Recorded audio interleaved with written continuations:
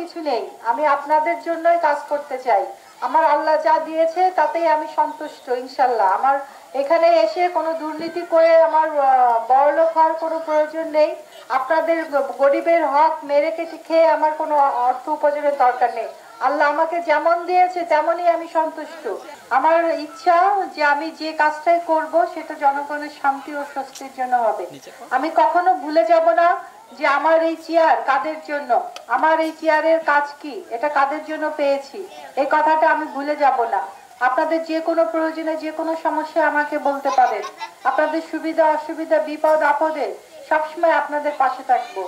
আপনাদের সুখের সময় না হলেও দুঃখের সময় আপনাদের কাছে নিশ্চয়ই আমাকে পাবেন ইনশাআল্লাহ। আমরা আইনের উপর বিশ্বাস করছি, নির্বাচন কমিশনের উপর বিশ্বাস করছি এবং তাদের সঙ্গে আমাদের মিটিং হয়েছে, তারা আমাদেরকে আশ্বস্ত করেছে। আমরা আসলে আমাদের এটা অত্যন্ত প্রতিযোগিতামূলক নির্বাচন।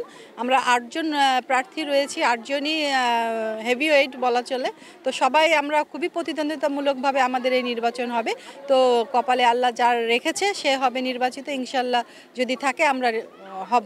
আমি যদি নির্বাচিত হই খোদার রহমতে এবং জনগণের চেষ্টায়, আমি জনগণের জন্য কাজ করতে চাই। সদর উপজেলাকে একটা স্মার্ট গতিশীল উপজেলায় পরিণত করতে চাই। যে হচ্ছে আমার জনগণ আমাকে ভোট দেবে এবং আমি নির্বাচিত হব ইনশাল্লাহ।